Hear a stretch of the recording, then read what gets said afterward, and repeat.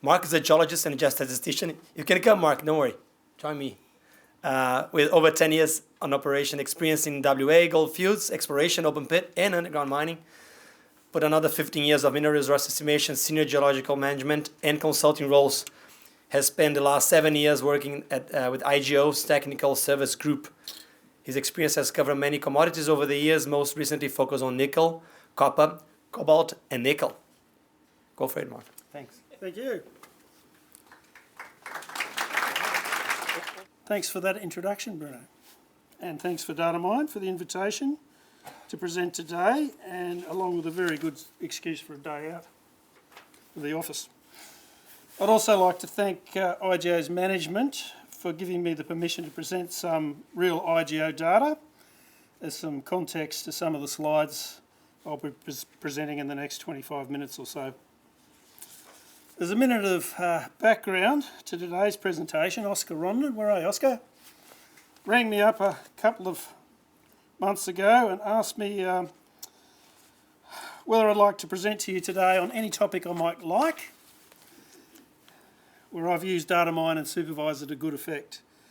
So after mulling over that broad scope for a week or two, I decided it might be of interest to you guys today to present a few things where I've regularly used over the years, which are not necessarily new to Datamine or Supervisor, but are things I consistently use from project to project when I'm doing estimation work and preparing JORC code documentation. So that leads to the title of my presentation today, a few of my favourite things in Datamine and Supervisor. So finally, before I start, I've aimed this presentation today at those of you who are resource estimators. Hands up, resource estimators. Is there any mining engineers in the room? That's good, only let one in. Mainly to newer users of Datamine and Supervisor. So as such, much of what I present may be a bit basic to those older hounds around the room. You'll see surfing on their phones. But I'm still hoping to present one or two new tricks or ideas that those experienced users might find interesting or useful. Favourite things in Datamine. My number one and most favourite thing in Datamine is macros, as you can see in the top. Now, a macro is a program control language in Datamine, and it's derived from the word macro instruction, which many of you probably didn't know. So I asked the world brain what did that mean, and it came up with this definition from 1958 that a macro instruction is a program that basically runs other programs. So it's been around for about 65 years, and that's, well, I'm not going to admit it, but probably as long as me.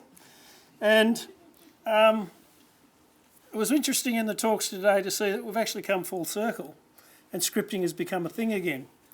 So maybe it wasn't such a loss to put the idea that the macro is the favourite thing you need to have in Datamine.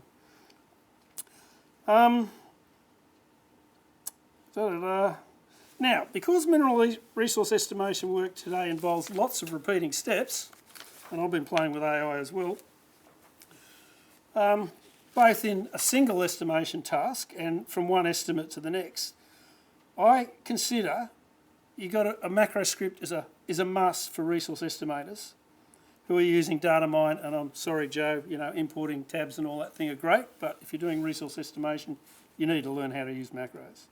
And not just for reasons of rerun efficiency, right, but also for the reason of auditability, which is the principal reason why macros are my favourite thing in Datamine. So I'm going to bore you now with a little bit of story about macros and how I use them. This is a little simple macro I wrote about 4 years ago when I was preparing a resource estimate for IGO's Silverknight deposit. It's just a little deposit near Nova. And the first few lines of this macro are all about auditability and documentation. So things I like to see in a macro is a little one-liner at the top actually telling me what the purpose of this thing is. Maybe telling me when it was actually written, which is quite helpful when you come back to things 4 years later. Who wrote it? Of course, hopefully this person got it right. Then I actually like to include the macro file name because often there's many versions of a macro, and if you open up a macro and the name at the top is different to what the macro is, you know you might have a version control issue. And then finally, it's always good to capture what version of Datamine you were using at that time because it does change quite a bit. Next, I like to write a few extended notes at the top of the macro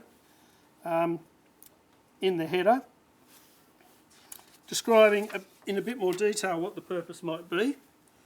And the idea here is that future Mark, who I'm writing to, who has to come back to these things, or possibly an auditor or a reviewer of your work, can have a preview of what the set of individual macros in the macro file are actually supposed to do before they start making their judgment. Finally, the last thing I like to put in the header of a macro is a list of the actual individual macros that are in that file, along with a few brief notes of what each one does. And so the idea here is that a macro file header like this not only becomes a tool to generate your resource estimate, but it can become a training tool. So we had an interesting discussion earlier by one of the presenters about how hard it is to learn this stuff, and a few notes can really help that task. And then it becomes also a key component of your JAWS Code competent person documentation. And in a lot of cases, it might be the only JAWS Code competent person documentation that's available until the report gets written. So it's pretty important to capture all those steps before you move on and forget what the hell you did. Note here, I use these little 8-character names for each of my macro, numbered 1 to n, to the number of macros in the file. And the reason I do that is in Datamine's project windows, if you just right-click on your macro and set your things up like this, you get this little auto menu, and then you can run each macro individually, or at the end of your projects, run it all to make sure that the project's running correctly. So as I noted on slide 3, when you want to prepare a macro file for resource estimation file, the macro file usually contains more than one macro in there.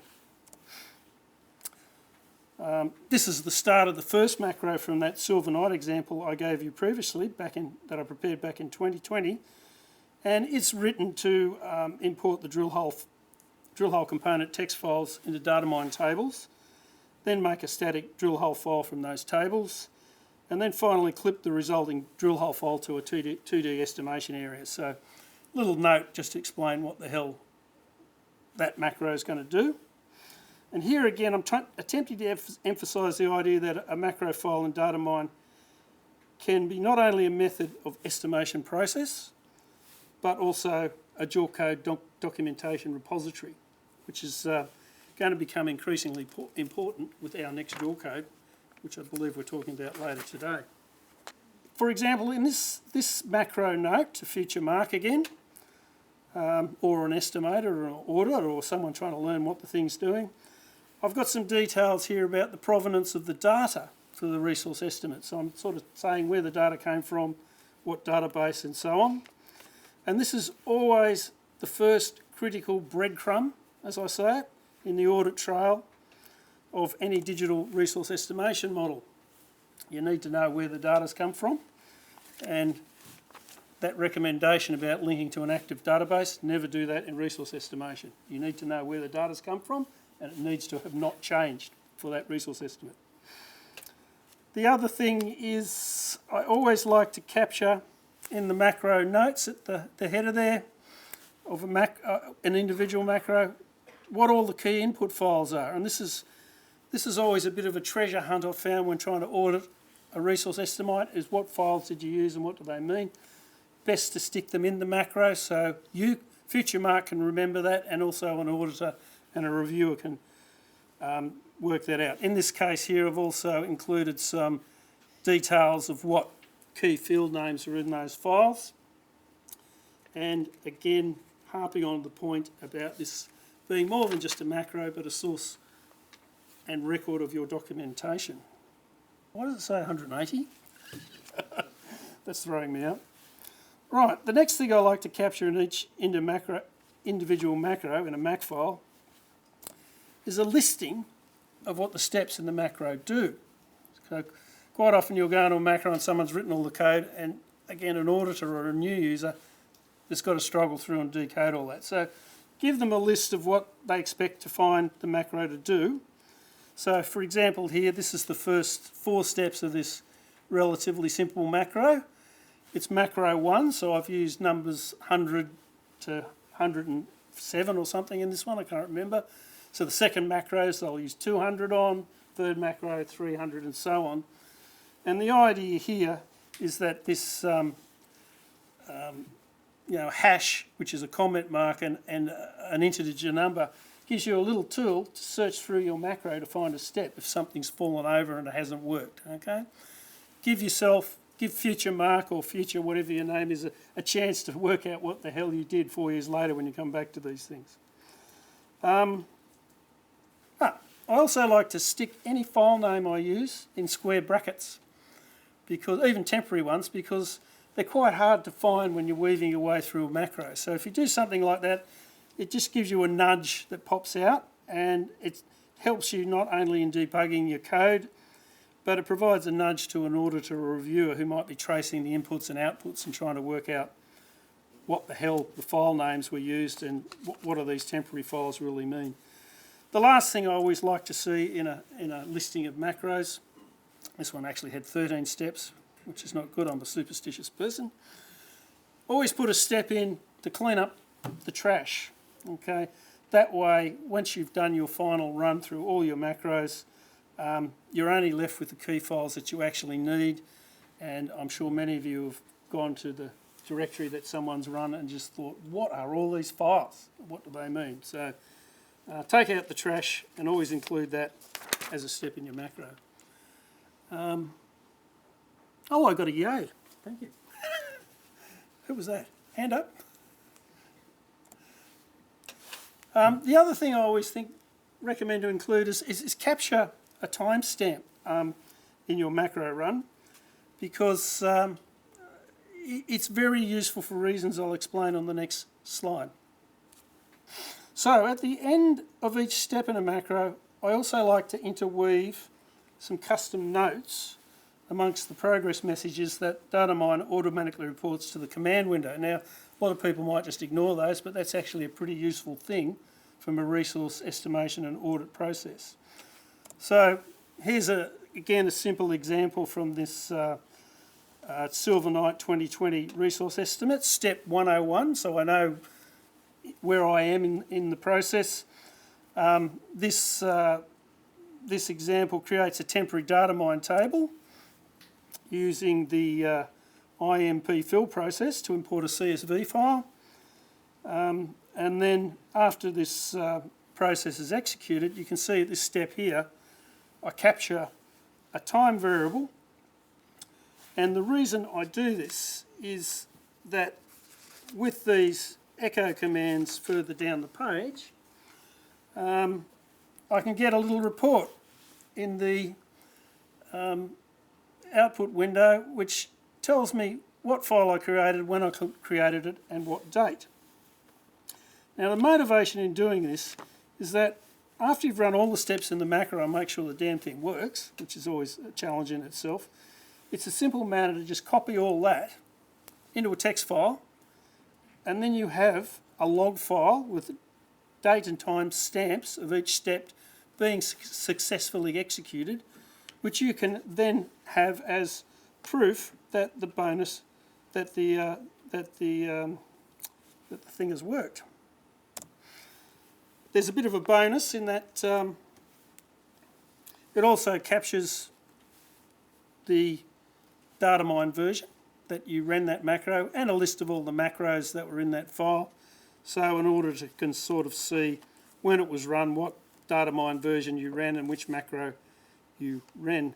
And again, it's all about informing future Mark, an auditor or a reviewer or someone trying to learn the process. Takes a little bit more work, but in the end it saves a lot of work. Okay.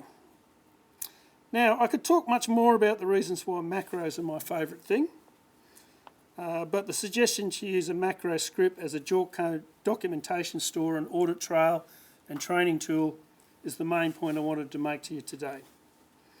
If you're interested in technical workings of macros and data mines, check out the help, and then when you find out that it's of no help at all, contact your favourite data mine consultant.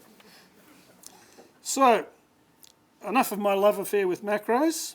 On the next slide I want to talk about one of my favourite things in Supervisor. Slide 7. So unlike Datamine, Supervisor does not have a macro language, albeit I was ever hopeful. We'll see. Maybe Python can run it. However, it does have excellent point and click and drag tools for arranging graphics facets on screen, like this result here. These are the semi-variogram fan plots I prepared in 2020 for Silver Knight's nickel grade composites in the sulphide mineralisation zone. And it's a tidy square matrix of 4 facets, including the strike, across strike and dip plate fans. As you can see, I've put labels there. The facet on the lower right, which is probably getting a bit hard to read for some of you in the lower room, other part of the room there on that slide, is the on-screen summary of the interpreted plunges of the interpreted 3 orthogonal axes of continuity and the Datamine ZXZ rotation angles that you require as parameters in Datamine estimation algorithms if you use ZXZ rotation angles, which most people do. Now, the thing I like most in Supervisor is its inheritance feature, which allows you to change the appearance of elements in several facets of matrix plots like this one with a sort of all-together approach. For example, these legends here on the semi-variogram plots. Hang on, I've just got to find my spot. I've set all the positions, styles, heights and widths of the legends to be all exactly the same. And you don't have to do that one at a time. You just select the 3 you want and change it on one of them and it sets one of them, which is a pretty helpful feature. And the kind of thing I'd usually do with scripting, but that's the way you do it in this software. The other thing you can do is set up a matrix plot like this one, which is pretty much the way I like to do my semi-variograms. And what we're looking at here is a 3 by 2 row matrix that's got the directional semi-variogram interpretations and the back transform summary plot. And again, using Supervisor's inheritance feature, it's really easy to set, for example, all the Y ranges to 1.6 as I've done here. Again, just by selecting those 5 and then changing it on one of them, and maybe setting all the background, of these 4 to my favourite shade of grey, which is Gainsborough. If you go to the next one down, it's too light, so stick with that. And the idea is that once you've got a page set up like this, here's a multifaceted, very information-rich graphic that future marker or an auditor can quickly review the entire continuity interpretation of a variable in a resource estimate, rather than, as I have often seen, some weighty digital tome of automatically generated plots, all with auto default settings, and they all have different scalings and shapes and heights, and just generally dumped as a look, I did it in the back of the report without actually thinking about it too much. So what I'm suggesting here is that take a bit of time, prepare your presentations that allow future you and a reviewer to assess stuff in a holistic manner, somewhat like this plot. So I've used this method for several years now, and good effect in presentation work and work on many estimates. I also have tortured many of my acolytes in preparing this way to make my life easier as a reviewer. Isn't that right, Paul? Remember, you recognise that one. It does require a little bit of VBA code to get consistent layouts, etc., but it's not that hard to do once you're set it up. But this is now the standard output I like for my JORC code reports when I'm signing off as a competent person for variography results generated out of Supervisor. So just to hammer home that message.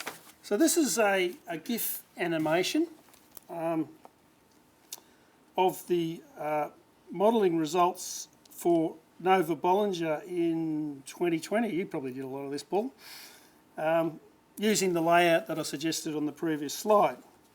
So here you're reviewing the variography of 6 variables in the 7154 estimation zone, being 5 accumulation variables of grade times density and also density. Well, I'm trying to give you the theme of reviewing and presenting and doing more than just looking at one plot at a time here. So by letting this GIF animation loop continuously for about a second on each image, you should start noticing differences and similarities between the models interpreted for different variables. For example, you might notice that nickel and iron accumulation have similar models, and the magnesium accumulation is a bit different and has shorter continuity than the other variables. Now, in the Nova Bollinger estimate, there's 22 estimation domains.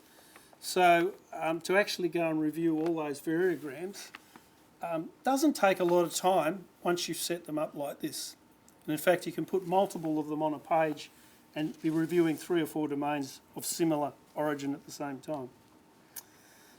This GIF presentation I prepared took me about 5 minutes using a free graphics program called GIMP. I don't know if you've heard of GIMP. I'm not sure if Supervisor can get to that point of producing them as well, but that would be helpful. These GIF animations, you can put them in a native Word document and they will animate in the Word document, or you can put it in a PowerPoint presentation like this for your reviewers and they'll animate in PowerPoint. It doesn't work in PDF yet. Additionally, this type of multifaceted plot, which I'm suggesting, you can set that up for other images that Supervisor produces, like cross plots and box and whisker or whatever. But what I'm suggesting is present and interrelate information so you can actually start going to the next level of thinking of comparing and contrasting your results rather than just dumping them in appendix and going, oh, thank God I've finished that section, let's get on to the next bit. I guess the idea here is that, and this comes back from when I used to work with Harry Parker, he's looking for graphical summaries. And we saw a couple today in a couple of presentations which I thought were very good. And his saying was, walk through the data in blue suede shoes, not field boots and machete.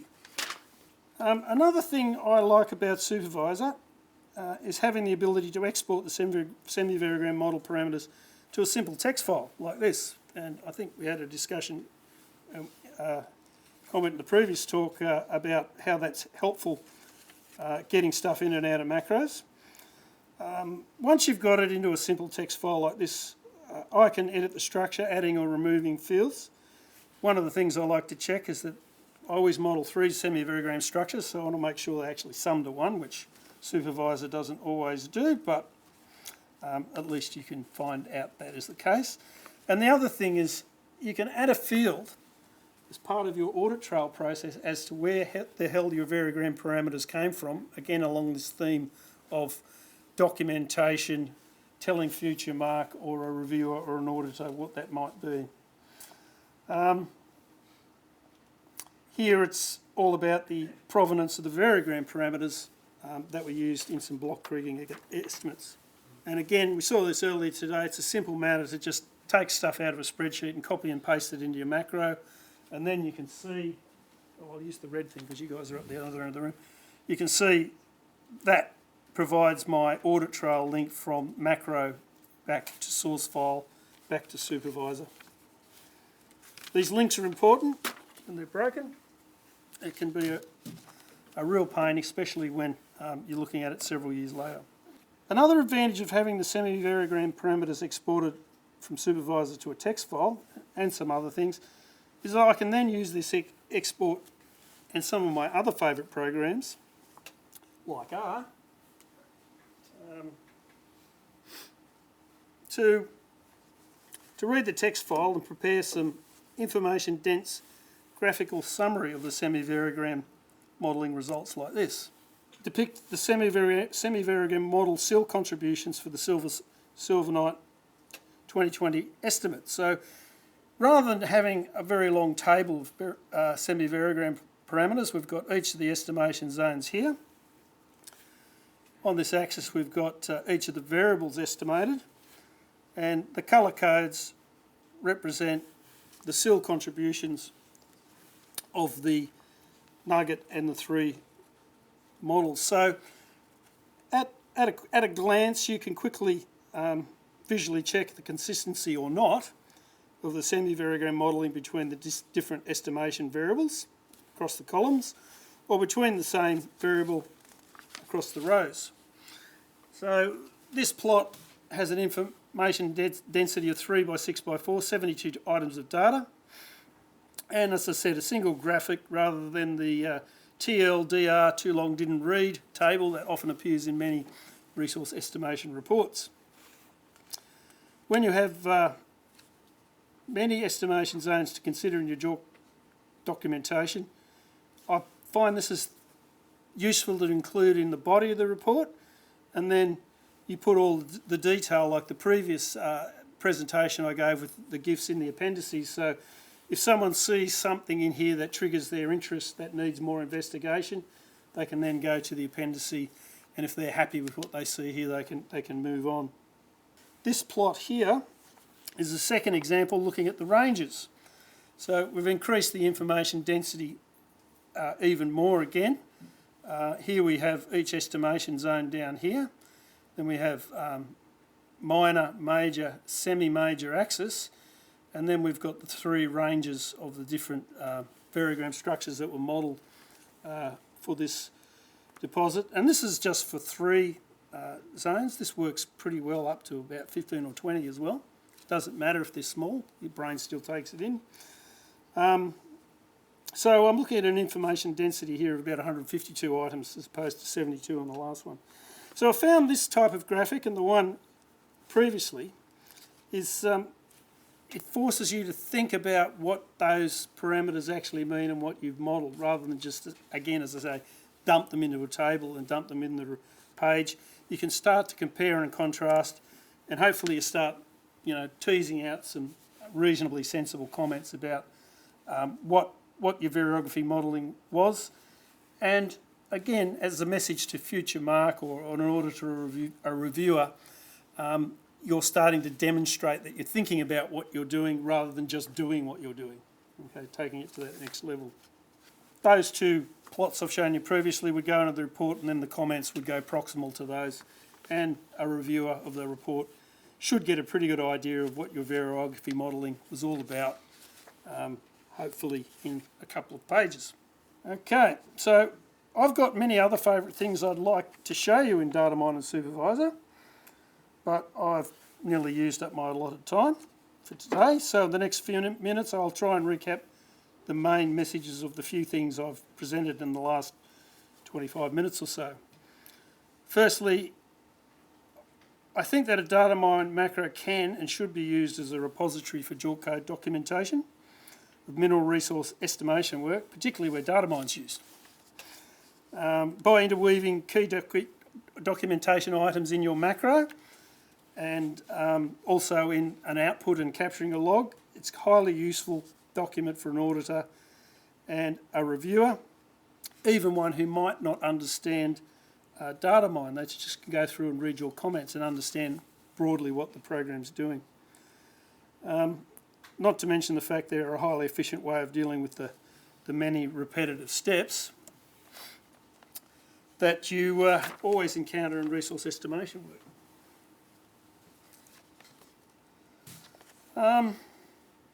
I've already mentioned the timestamp thing, so proof is important. Trust but verify. And it's also a demonstrable quality assurance step in your estimation process. Okay, almost last slide. Finally, Supervisor is an excellent tool for preparing multifaceted plots that can give a reviewer that true blue suede shoe experience of reviewing your work rather than the machete and boots, albeit it does take a little bit more effort. It also provides methods to leverage the output and prepare presentations in other software packages, which I like to do. Despite Datamine's attempts to integrate everything, people are always going to want to do stuff outside Datamine, so that facility is pretty useful. And produce plots like the one we discussed there. It also provides several methods to leverage, for high-level reporting, you can use Supervisor's graphics for deep dive reviews, but either way, it's a highly efficient tool for dealing with the many often arduous and repetitive statistical analyses that are a key part of resource estimation work.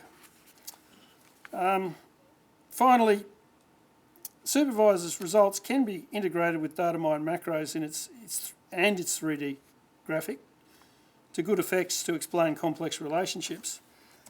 And I did a whole heap of slides about this, but then I realised I'd be going on for an hour. But I have some examples of usage that could wait for a future presentation opportunity, and I'll talk about those as future mark. So, slide 14. Because I'm superstitious, I couldn't have 13 slides. And so thank you for your attention today.